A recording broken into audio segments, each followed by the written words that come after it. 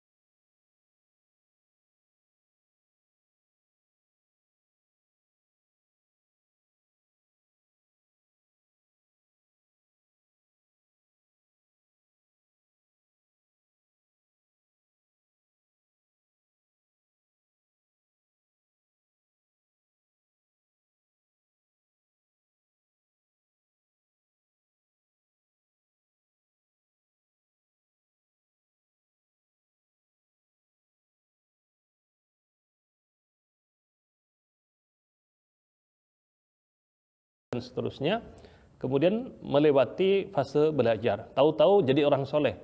Itu tidak ada dalam rumusan agama, dan juga itu tidak mungkin bisa diterima di dalam akal logika kita. Tidak mungkin. Dari mana Anda tahu ini sebagai sebuah kebenaran dan seterusnya? Maka dia tentu tidak bisa dipertanggungjawabkan.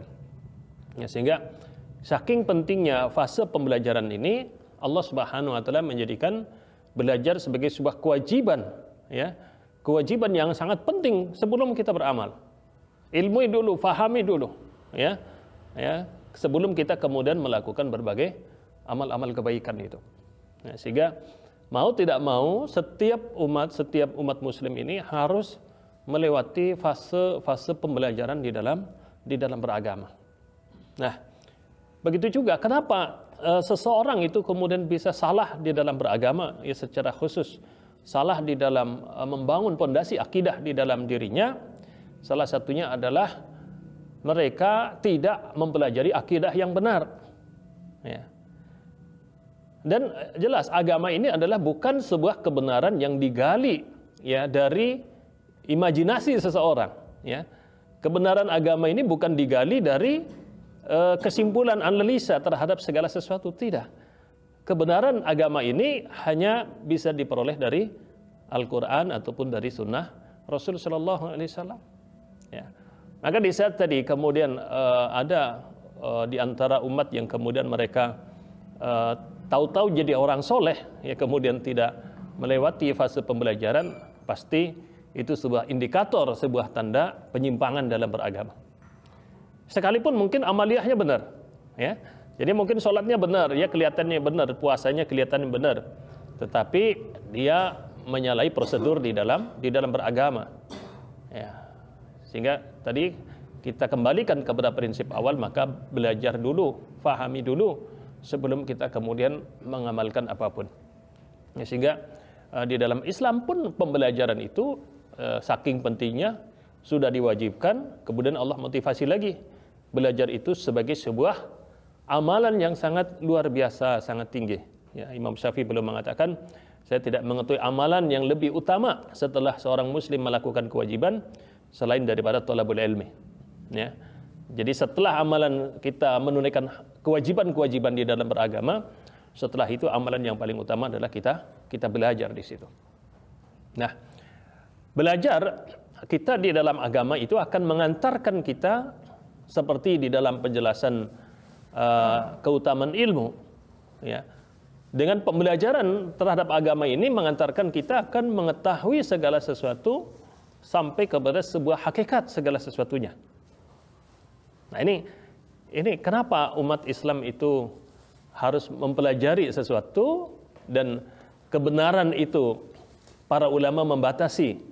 Kebenaran itu hanya datang dari Allah, ya. Kebenaran itu datang dari Rasul. Kenapa seperti itu? Karena itu adalah sebuah kebenaran yang hakiki, ya.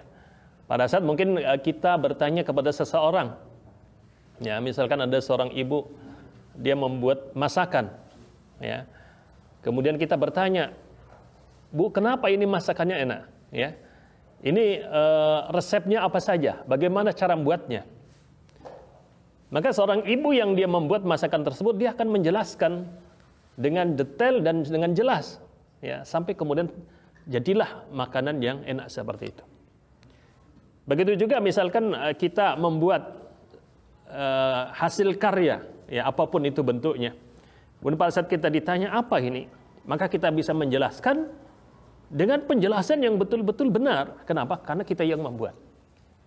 Nah, kebenaran yang datang dari agama adalah kebenaran yang akan menjelaskan kepada sebuah kebenaran yang hakikat tadi. Kenapa? Karena kebenaran ini diceritakan oleh zat yang menciptakan, yaitulah Allah Subhanahu wa Ta'ala.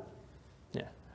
Maka misalkan terjadi perdebatan tentang segala sesuatu, ya, maka prinsip di dalam Al-Quran mengatakan, idza tanaza'tum fi syai'in farudduhu ila Allah wa Rasul.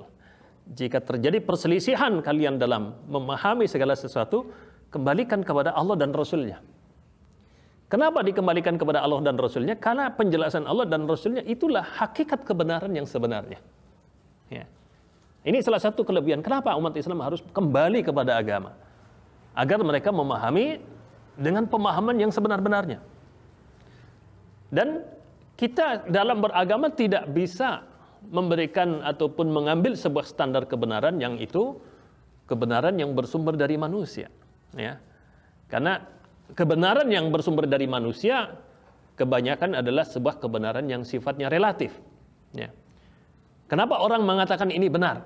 Ya, pada saat dia menyampaikan sebuah argumen, sebuah teori, kenapa harus seperti ini? Dia mengatakan ini fakta, ini realita. Ya.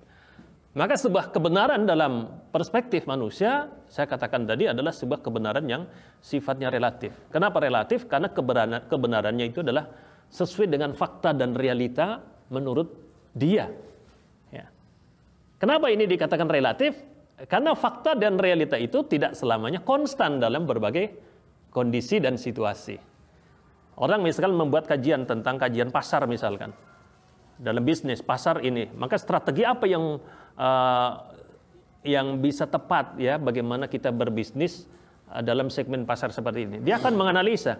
Ya, dia akan membaca pasar. Nah, setelah dia membaca pasar, dia mengambilkan sebuah kesimpulan. Maka yang tepat adalah seperti ini. Kenapa? Ini faktanya begini. Sesuai data, sesuai realita yang ada. Nah, itu benar. Tapi ini adalah sebuah kebenaran yang sifatnya relatif. Apakah kebenaran ini bisa diterapkan dalam kondisi lain? Apakah kebenaran ini bisa diterapkan di suatu daerah lain? Belum tentu. Kenapa? Sifatnya kebenaran itu adalah relatif.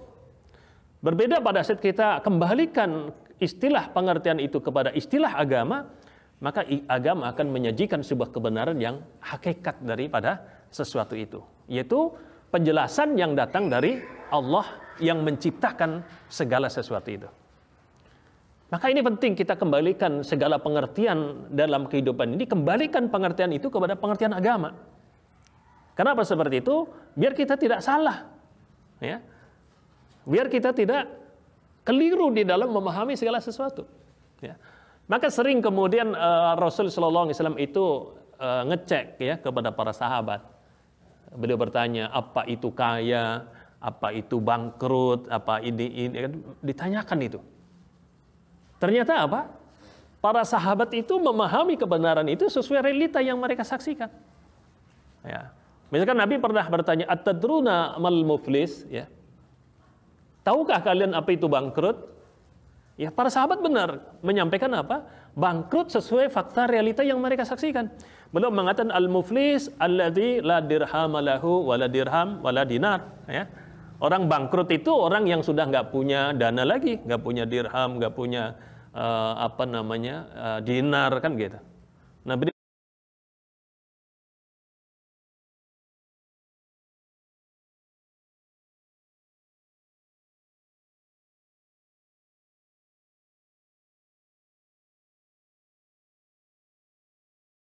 coba mengetahui apa sih pemahaman kalian tentang kaya? Ya, maka di saat ternyata ya sahabat orang memahami kaya ya seperti yang mereka saksikan. Kaya itu orang yang punya harta, kecukupan dan seterusnya. Ya, yang itu disandarkan kepada materi. Maka di saat Rasul mendengar bahwasanya kaya itu adalah penyandarannya kepada materi, maka beliau mengatakan tidak. Al-ghina hina'un nafs. Orang kaya yang hakikat yang sebenarnya adalah orang yang berjiwa kaya. Ya, jadi kaya tidak hanya seseorang itu dalam perspektif agama. Dan tentu itu adalah sebuah kebenaran yang sebenar-benarnya, puncak daripada sebuah kebenaran. Maka orang kaya yang sesungguhnya adalah orang yang berjiwa kaya. Ya. Orang yang kaya adalah orang yang qanaah dalam kehidupannya itu. Sehingga pada saat umat Islam ingin mencapai sebuah derajat kekayaan yang paling tinggi adalah seperti yang dicapai oleh para ulama. Yang dicapai oleh orang-orang soleh sebagai orang yang betul-betul kaya, yaitu adalah orang-orang yang memang berjiwa kaya. Nah, maka di saat tadi orang kemudian menyandarkan kebenaran itu dengan fakta realita yang mereka saksikan, yang mereka temukan, menyimpang dalam agama. Nah, maka ini salah satu seseorang kenapa terjatuh kepada penyimpangan-penyimpangan di dalam beragama, kadang mereka lebih menyandarkan kebenaran itu dengan fakta realita yang mereka saksikan dalam kehidupan. Padahal apa? Padahal faktanya kebenaran dalam agama berbeda dengan fakta realita yang dipahami oleh manusia. Allah bisa menyajikan kebenaran yang sebenar-benarnya karena Allah yang menciptakan itu. Ya. Seperti halnya kita membuat hasil karya seperti apapun, kita akan bisa menjelaskan sejelas-jelasnya. Kenapa? Karena saya yang buat. Ya. Orang yang membuat pasti dia paling paham tentang apa yang dia jelaskan itu. Nah, maka di sini orang tidak mungkin akan dia beragama dengan baik kecuali dia orang yang memang memahami agama. Pasti itu. Ya. Maka kalau kemudian ada dikenal sebagai orang yang soleh, orang yang baik, rujukan dalam beragama dan semuanya, maka apa? Itu jelas, itu parameternya adalah dia memahami agama dengan baik atau tidak. Karena pemahaman yang baik di dalam agama itu adalah mengantarkan seseorang mengetahui segala sesuatu sesuai dengan hakikat daripada sesuatu itu. Ya, ini penting di dalam dulu pembahasan tentang kita apa itu ilmu. Ya, ilmu adalah kita mengetahui sesuai hakikatnya, bukan mengetahui sesuai dengan fakta realita yang kita temukan itu. Nah, sehingga orang-orang yang kemudian memahami agama dengan benar, dia akan senantiasa kuat. Dia kuat dengan prinsip kebenaran itu karena mereka memegang kebenaran yang sebenarnya. Dan orang-orang yang berpegang kepada kebenaran yang sifatnya relatif, ya kebenaran pada manusia, dia akan mudah berubah. Ya, dia akan merubah. Kenapa? Sebagaimana perubahan yang terjadi di dalam kehidupan manusia itu. Nah, ini satu hal yang ini. Sehingga kenapa terjadi penyimpangan-penyimpangan di dalam agama adalah kejahilan mereka dalam memahami agama. Mereka tidak mau belajar agama itu. Ya. Sehingga sebenarnya kita miris, ya. Sebagian orang yang kemudian semangat ibadahnya bagus, ya dia sholat bagus, dia melakukan amalan-amalan bagus, tapi di sisi lain mereka tidak mau belajar. Ini kan hal yang kemudian sebenarnya kasihan, menyedihkan itu. Ya, menyedihkan kenapa? Beragama itu tidak seperti itu. Ya, beragama itu tidak seperti itu. Nah, maka disinilah ikhwas sekalian yang dirahmati Allah Subhanahu Wa Taala. Kenapa belajar itu menjadi sebuah bagian dalam agama yang tidak boleh berhenti. Tidak boleh orang Muslim kemudian meninggalkan aktivitas belajar. Ya, seperti pepatah para ulama menyebutkan belajar itu minal mahdi ilal lahdi. Ya, orang belajar itu dari ayunan sampai ke liang lahat. Ya. Seorang Muslim adalah pembelajar abadi. Dia tidak pernah pensiun untuk belajar. Dia adalah orang yang terus menuntut ilmu, ya, untuk mencapai sebuah derajat berilmu benaran. Dia memahami dengan baik dari segala sesuatu itu. Nah, jahilnya seseorang terhadap agama ini tentu menjadi sebab-sebab penyimpangan dalam beragama. Sehingga setiap kita juga bisa mengukur sejauh mana pemahaman kita terhadap agama. Maka sejauh itu pula peluang-peluang terjadi penyimpangan di dalam kita beragama. Sehingga di dalam fase pembelajaran itu, di saat kita masuk dalam fase pembelajaran awal, kita yang harus hati-hati adalah menghakimi. Ya. Jangan sampai kita terlalu sibuk menghakimi ini salah, ini bid'ah, ini syirik, ini. Kenapa? Karena kita masih sangat minim pemahaman kita terhadap agama. Jangan sampai kemudian modal sedikit yang kita miliki kemudian untuk menghukumi perkara-perkara yang cukup besar. Ya, sehingga itu kemudian pasti kita sudah salah, kita terjatuh kepada kesalahan yang lebih dari itu. Nah, ini poin yang pertama, yaitu adalah penyimpangan-penyimpangan di dalam akidah dan agama. Itu yang pertama disebabkan adalah kejahilan kita terhadap agama ini. Ya. Kemudian yang kedua, jamaah sekalian yang dirahmati Allah Subhanahu Wa Taala, yang menjadi sebab ya umat ini terjatuh kepada penyimpangan-penyimpangan di dalam akidah adalah sifat fanatik. Ya. Ini hal yang kemudian bertentangan. Fanatik itu bertentangan dengan agama, juga bertentangan dengan logika sehat. Ya. Coba kalau kita lihat di dalam sejarah kebenaran, ya. Kalau sejarah kebenaran berarti adalah sejarah agama. Ya. Di zaman Rasulullah SAW, kebenaran itu mutlak dimonopoli oleh Rasulullah. Ya. Maka segala sesuatu terjadi peristiwa pada zaman Rasul, mereka bertanya, ya Rasulullah, apa itu ya Rasulullah? Ini apa? Ini apa? Maka di zaman Rasulullah segala sesuatu selesai dengan jawaban baik dari Al-Quran ataupun dari hadis Nabi SAW. Maka di zaman Rasulullah kebenaran itu dimonopoli oleh satu orang. Ya. Nggak ada sahabat itu berani mengatakan ini dan itu, nggak ada. Selama Rasulullah masih hidup itu. Kenapa? Mereka menyadari sering salah apa yang mereka pahami berbeda dengan apa yang datang dari Rasul. Banyak peristiwa di saat Nabi SAW membacakan kepada para sahabat, ya, dikatakan alladzina amanu wa lam yalbithu imanahum bidzulmin, ya, ulaika lahumul amnu wa hum muhtadun. Orang-orang yang beriman kemudian tidak mencampur adukan imannya dengan kedzaliman, maka mereka adalah orang-orang yang aman sentosa di akhirat, dan dalam kehidupan dunia mereka adalah orang-orang yang senantiasa mendapatkan petunjuk dari Allah. Kemudian para sahabat bingung itu. Kenapa? Mereka memahami, ya Rasulullah, adakah di antara kita, di antara manusia ada orang yang tidak pernah berbuat zalim, ya Rasulullah? Artinya nggak mungkin ayat ini. Kenapa? Semua manusia berbuat zalim. Kemudian apa? Diluruskan oleh Rasulullah. Dikatakan al-amru laisa kadzalik. Yang kalian fahami bukan yang dimaksud agama, tidak seperti yang kalian fahami itu. Yang dimaksud ayat ini tidak seperti kama tadhunnun, seperti yang kalian kira. Kenapa? Beliau mengatakan, ingatkah perkataan Luqmanul Hakim bahwasanya kezaliman yang dimaksud di sini adalah inna syirka ladzulmun adzim. Kezaliman yang dimaksud di dalam ayat ini adalah sebuah kesyirikan itu. Nah, artinya di situ para sahabat nggak berani. Maka pada saat para sahabat ditanya oleh Rasul, ya ini apa yang kalian tahu tentang ini, apa yang kalian pahami tentang ini, apa jawaban mereka? Mereka selalu mengatakan Allah wa rasuluhu a'lam. Yang tahu itu Allah dan Rasulnya itu. Kenapa? Karena kebenaran dimonopoli oleh Rasul Shallallahu Alaihi Wasallam. Kemudian fase setelah Rasulullah wafat, kebenaran itu dipegang oleh para sahabat. Ya. Dan ilmu itu tersebar di dada dari para sahabat itu. Sehingga apa? Kebenaran sudah tidak dimonopoli lagi oleh satu orang. Ya. Sehingga tidak benar orang mengatakan yang paling benar itu penafsirannya Abu Bakar. Nggak bisa. Ya. Yang paling benar penafsiran dari Ibnu Abbas. Tidak bisa. Ya, kalau di dalam kaidah usul fikih, bahwasanya ijtihad sahabat itu tidak bisa menghukumi ijtihad sahabat lain. Kecuali ijma'. Kalau ijma' sahabat itu mutlak, itu benar dan itu mengikat. Tetapi kalau itu masih qaulus sahabat, dia perkataan sahabat ataupun ijtihad sahabat, maka dia tidak bisa menjadi hujah atas pendapat sahabat lain yang berbeda. Itu tidak bisa. Kenapa? Karena tidak ada takrir dari Allah, tidak ada ketetapan dari Allah yang benar ijtihadnya fulan nggak ada itu. Nah, sehingga di zaman sahabat itu kebenaran itu tersebar, ya, tersebar di dada-dada para sahabat. Sehingga kebenaran itu tidak bisa dimonopoli di situ.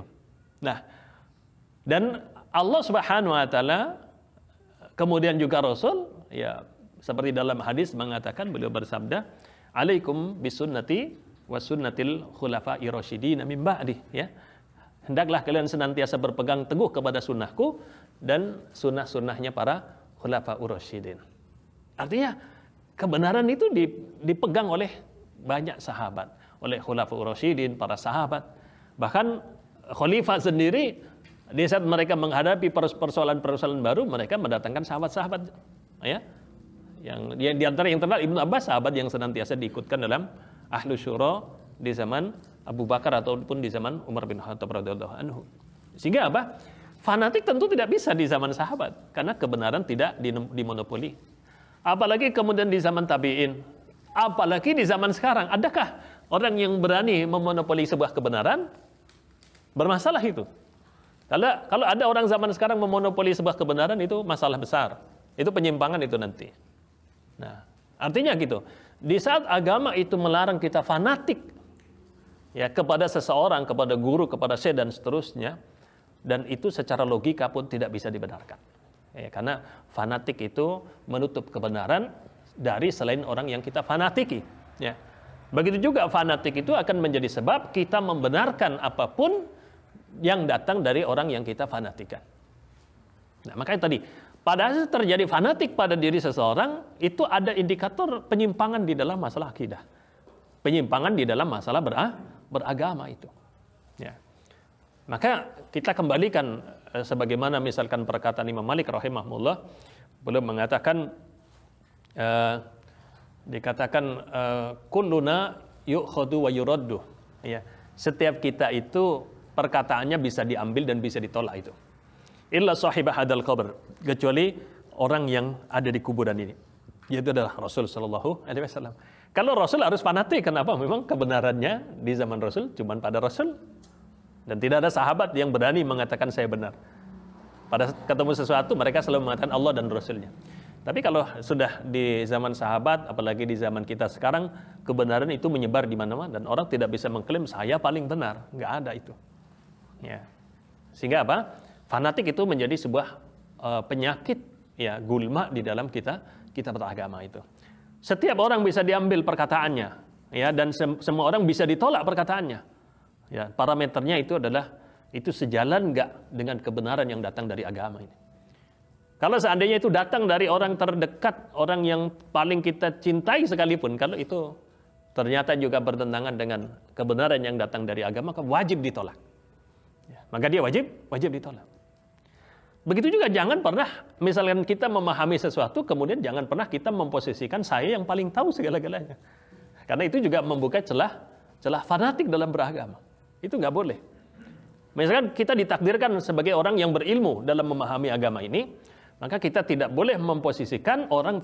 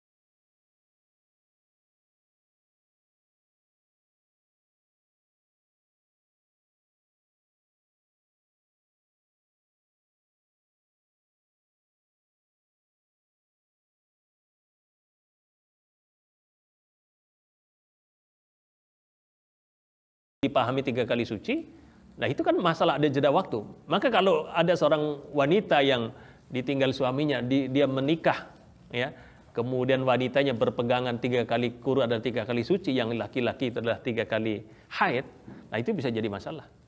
Bisa terjadi sebuah pernikahan di saat sedang berlangsung masa iddah. Dan pernikahan yang berlangsung di masa iddah itu adalah pernikahan yang batil, nggak bisa dibenarkan di situ. Batal itu pernikahan itu karena masih di waktu masa-masa iddah itu. Nah, di saat terjadi perdebatan luar biasa, Imam Syafi'i mengeluarkan dalil, kemudian juga lawan debatnya mengeluarkan dalil, aja deadlock. Setelah debat selesai, muridnya Imam Syafi'i datang ke Imam Syafi'i. Ya, dia katakan, wahai guru kami, apa itu quru? Beliau mengatakan apa? Quru artinya itu haid seperti yang disampaikan beliau itu. Begitu juga murid-muridnya ulama sebelah ditanya, wahai guru, yang betul quru itu haid atau suci? Beliau mengatakan quru itu adalah suci sebagaimana dikatakan Imam Syafi'i. Artinya benar di saat berdebat menyampaikan kebenaran, dalil semua dikeluarkan. Imam Syafi'i dalil semua dikeluarkan. Tapi apa? Mereka tidak berani mengatakan saya yang paling benar. Kenapa? Kita berijtihad dalam masalah agama ini bisa dikatakan kita itu mewakili Allah dalam menyampaikan kebenaran. Dan itu konsekuensinya kan berat. Ya, konsekuensi berat apalagi kita beristihad dalam masalah agama yang kemudian itu harus dipertanggungjawabkan kepada Allah Subhanahu wa taala. Sehingga apa? Para ulama itu memiliki ketawaduan yang sangat luar biasa. Ya. Sehingga Imam Syafi'i sudah mengatakan perkataan saya benar, ya, tapi perkataan orang lain juga perkataan saya benar tapi ada kemungkinan salah juga, kan gitu.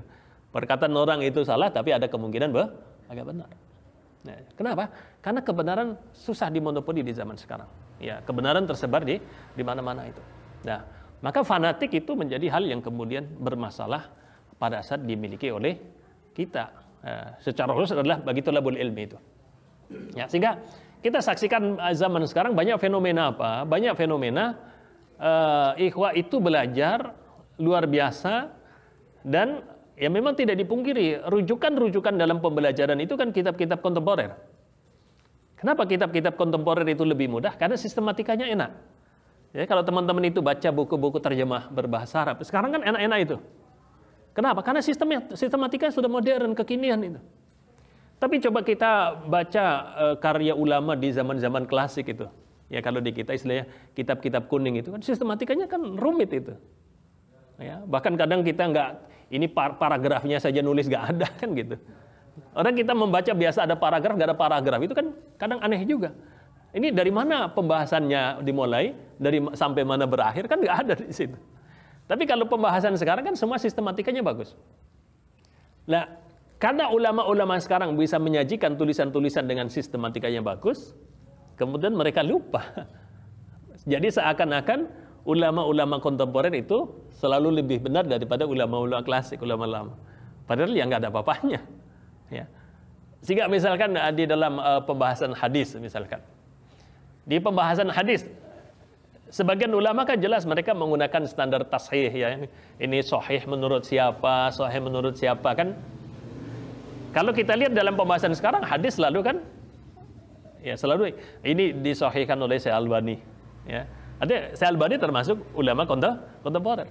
Kenapa kita tidak mengatakan ini disahihkan oleh Imam Tirmidzi, sahih menurut Imam Tirmidzi, ataupun ini disahihkan menurut misalkan persyaratan dari Bukhari dan Muslim dan seterusnya. Dan kalau kita lihat ya jelas ulama-ulama salaf itu ulama awal di ulama klasik jelas keilmuan mereka jauh lebih mumpuni di situ. Sehingga jangan sampai kemudian tadi fanatik kita terhadap seorang ulama kemudian menutup tadi kebenaran yang lebih ya daripada ulama-ulama yang kita ambil ilmunya itu. Nah, maka ini jadi bermasalah. Jadi seakan-akan kalau misalkan tashih dan tad'ifnya ulama kontemporer itu sudah mewakili segala-galanya. Kalau menurut ulama ini sudah sahih pasti sahih. Atau menurut ulama ini kemudian dhaif, itu pasti sudah dhaif. Padahal itu menjadi salah satu sebab perbedaan-perbedaan di dalam agama. Salah satunya adalah perbedaan dalam menghukumi derajat hadis. Apakah dia sahih atau dia adalah dhaif. Ya. Seperti dalam permasalahan ini juga saya alami sendiri ya. Permasalahan mengadzani anak yang baru lahir, bayi baru lahir itu. Ya. Sejak awal saya belajar dari kitab tentang tarbiyatul aulad, ya, yang menulis ulama sekarang kan gitu. Kemudian di situ ya, saya baca-baca itu ya, saya nggak pernah mengadzani anak-anak pertama, anak-anak kedua, anak-anak awal saya nggak mengadzani itu. Kenapa? Karena jelas disebutkan bahwasanya hadis yang menyebutkan mengadzani bayi baru lahir hadisnya adalah dhaif. Kalau itu hadisnya dhaif maka tidak bisa jadi hujjah, jadi landasan hukum itu. Tapi setelah itu apa kita baca ternyata banyak di antara ulama besar, ulama hadis yang mengatakan hadisnya ini bisa menjadi hadis yang hasan, bahkan menjadi hadis sahih. Kalau hasan kan dia hadis sahih. Dia mungkin dhaif tetapi dia ada penguat-penguat dari riwayat lain, ya. Ataupun dia itu adalah dhaif tetapi dia ada penguat semakna misalkan oleh hadis lain. Maka dia bisa terangkat derajatnya yang dari dhaif dia bisa menjadi hasan. Ya, hadis hasan adalah hadis dhaif yang kemudian dia kuatkan sehingga dia menjadi hadis yang memenuhi syarat daripada hadis sahih dan itu bisa diamalkan. Nah, jadi dulu sempat itu sampai perawatnya bingung, ini kelihatannya ustadz tetapi anaknya nggak diadanin kalau lahir kan gitu. Kenapa seperti itu? Karena saya beranggapan ya hadisnya itu tidak sahih. Tapi setelah kita baca-baca lagi ternyata sebagian ulama besar ya termasuk apalagi ulama-ulama di Syafi'iyah itu memandang bahwa hadis tentang mengadzani bayi yang baru lahir itu adalah hadisnya sahih. Itu bisa diamalkan itu. Ya, maka terpaksa ya bukan karena terpaksa ya karena memang tuntutan dari ilmu yang kita baca yang tadinya tidak diadzani ya sekarang kita adzani gitu. Nah, ini kan hal yang kemudian tadi kalau kita fanatik tadi hanya mengambil dari ini kita bisa jadi masalah itu. Ya, sehingga kita harus punya pembanding di dalam di dalam rujukan di dalam keilmuan itu. Apalagi notabene kita sebagai thalabul ilmi. Kita sebagai thalabul ilmu kita nggak boleh itu. Kita harus tertantang. Ya, tertantang. Ana pribadi kalau sampai hari ini yang menjadi salah satu pembahasan yang ini dalam pembahasan akidah kan bagaimana kita memahami dengan benar pemahaman tentang misalkan akidah Abul Hasan Al-Asy'ari misalkan dalam akidah Asy'ari kan gitu. Kita jangan sampai sekali-kali kemudian menghukumi hanya taklid saja, kita ikut-ikutan, kemudian kita langsung menghukumi seperti orang-orang menghukumi. Saya pribadi nggak bisa. Kenapa? Saya butuh memahami dengan detail, ya, bagaimana sih akidah Asy'ari, bagaimana sih akidah Maturidi, ya, bagaimana sih akidah daripada Imam Ahmad bin Hanbal, ya, ataupun sering disebut dengan akidah Athari itu. Nah, maka saya coba membaca kemudian juga mendengarkan penjelasan-penjelasan dari berbagai sumber itu. Ya. Harapannya apa? Harapannya kita bisa objektif di dalam kita menilai itu. Ya. Kalau dulu awal-awal belajar kan kita katakan ya ini pokoknya kalau nggak ini ya dia pasti menyimpang. Kalau ini terjadi masalah ini ya pasti menyimpang. Tapi sekarang saya nggak bisa. Ya, saya harus betul-betul mempelajari, kita harus detail ya sampai kemudian memahami sejarah kenapa timbulnya pemahaman seperti ini kan gitu. Dan juga mendengar daripada masai-masai yang mereka punya kapasitas keilmuan yang luar biasa. Bagaimana kemudian mereka bisa secara objektif menjelaskan tentang sebuah permasalahan itu. Ya, maka seandainya kok kita berbeda dengan guru kita, ya nggak ada masalah. Nggak ada masalah. Yang penting apa? Kita punya hujah ilmiah. Yang penting kita punya landasan ilmu yang itu menjadi dasar dalam kita mensikapi segala sesuatu itu. Nah, maka fanatik ini adalah hal yang kemudian harus betul-betul dihindari dalam kita beragama itu. Ya. Kemudian yang ketiga, ikhwas sekalian yang dirahmati Allah Subhanahu wa taala, di antara sebab-sebab penyimpangan di dalam masalah akidah, yang ketiga adalah ada fanatik ya, sebenarnya ada ta'assub ya, ta'assub itu hampir sama. Yang ketiga adalah kita memiliki sifat ghaflah. Ya. Ghaflah itu artinya adalah lalai. Ya. Ghaflah artinya adalah lalai. Nah, ini yang kemudian bahkan kalau kita lihat ini yang paling mayoritas dialami oleh umat Islam. Ya. Mereka lalai dalam memahami dan mensikapi segala sesuatunya. Mereka salah, lalai dalam memahami tentang kehidupan dunia ini. Lalai juga mereka tidak mempelajari agama dan seterusnya. Nah, kelalaian ini kemudian yang mengharuskan kita untuk senantiasa mengingatkan mereka. Biar apa? Biar tidak selalu lalai dalam kehidupan ini. Banyak di antara orang yang sibuk dengan dunia mereka, padahal Islam sudah mengajarkan dunia ini artinya adalah singkat. Perjalanan kehidupan dunia itu adalah sebentar ya, singkat, sehingga kemudian seharusnya seorang muslim ya tidak menghabiskan energi hidupnya, waktu hidupnya hanya untuk hal yang sifatnya dunia saja. Begitu juga ya karena kehidupan kita juga tidak panjang ya, adapun perjalanan akhirat kita itu sangat panjang, maka jangan sampai pula ya kemudian energi kita habis tadi. Kita tidak pernah mempersiapkan untuk akhirat kita, tetapi kita disibukkan dengan perkara-perkara yang sifatnya duniawi. Kita saja secara jujur ya, kita secara jujur saja, sampai hari ini kita hidup, maka apa? Kita mengakui sebenarnya kita lebih banyak lalainya daripada tidak lalainya itu. Ya. Artinya dari dulu kenapa kita tidak belajar menghafal Quran kan gitu? Sekarang sudah usia sekian, ini bukan semakin mudah, malah semakin susah. Kenapa dari dulu kita tidak belajar agama? Kan gitu. Coba kalau dari dulu kita udah belajar agama, sekarang kan udah jadi orang yang memahami banyak kan gitu. Tapi sekarang tapi kita masih bersyukur alhamdulillah. Ya, walaupun terlambat ya masih mending daripada nggak sama sekali kan gitu. Nah, sifat lalai ini yang kemudian harus senantiasa kita ingat ya untuk diri kita tafakur ya terhadap kehidupan ini sehingga kemudian kita tidak larut terus-menerus dalam sifat lalai itu. Ya. Kalau kami juga selalu mengingatkan ya, Allah Subhanahu wa taala sudah mengingatkan ya idza balahu asyuddahu wa balahu arba'ina sanah. Ya, jika kalau seseorang itu sudah sampai pada puncak kematangan dalam berpikir, yaitu pada usia 40 tahun. Sehingga para ulama mengatakan 40 tahun adalah usia seseorang itu harus merubah orientasi dalam hidupnya itu. Ya, jadi kalau usia 40 tahun itu sudah 50% lebih, ya bisa setengah perjalanan dunia itu sudah dilewati. Ya. Sehingga kalau Allah sarankan orang sudah masuk 40 tahun, maka harus merubah orientasi hidupnya. Ya. Orientasinya harus betul-betul untuk akhirat. Ya. Jangan terus hanya untuk mengejar dunia, kesenangan dunia, obsesi dunia itu. Dia akan lalai. Dia akan lalai dan dia tidak akan pernah mempersiapkan untuk perjalanan akhirat itu. Orang kalau sudah melewati usia 40 tahun, kemudian dia masih terus terobsesi masalah dunia, maka dia tidak akan pernah siap mempersiapkan untuk akhiratnya. Selalu yang ada dalam benaknya adalah sukses yang sifatnya duniawi itu. Ya. Sehingga tidak pernah seseorang itu kemudian hatinya ataupun keadaannya lepas dari dunia.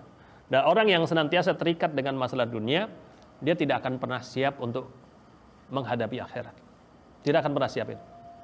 Maka salah satu juga, kenapa seseorang itu tidak mau maksimal dalam memperjuangkan agama? Kenapa seseorang itu tidak betul-betul totalitas dalam beragama? Salah satu sebabnya adalah hubud dunya itu. Orang hatinya masih betul-betul terikat dengan masalah dunia. Maka orang yang hatinya masih dipenuhi dengan dunia, maka porsi untuk akhiratnya itu sangat sedikit itu. Padahal apa? Usia 40 tahun itu, yaitu perjalanan yang sudah cukup panjang. Ya, artinya kita sudah melewati lebih lama yang kita lewati ya daripada perjalanan yang akan kita lalui. Nah, ini secara umum ya, karena hadisnya mengatakan begitu kan? Ya, umur umatku ya 60-70 tahun itu.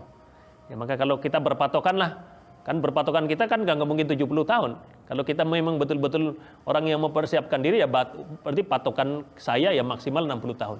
Kalau lebih ya alhamdulillah kan gitu, dikasih kesempatan. Tapi kalau misalkan sekarang umur kita berapa, ke 60 tahun itu berapa, dan disitulah kemudian waktu yang ada itu betul-betul kita usahakan untuk kebaikan yang sifatnya akhirat. Orientasi yang sifatnya adalah untuk akhirat itu. Ya. Jangan pernah lalai, ya jangan selalu lalai. Dunia buat dikejar 24 jam, dia tidak akan pernah habis. Kalau kita memperturutkan keinginan, kita nggak akan pernah puas itu.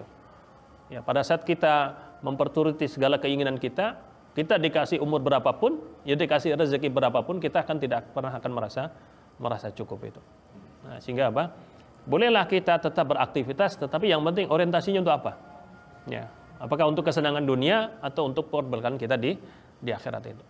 Nah, maka salah satu kenapa terjadinya penyimpangan, kesalahan dalam beragama adalah sifat lalai yang kemudian dialami oleh kebanyakan manusia, sehingga mereka lupa untuk mempersiapkan di kehidupan akhiratnya itu.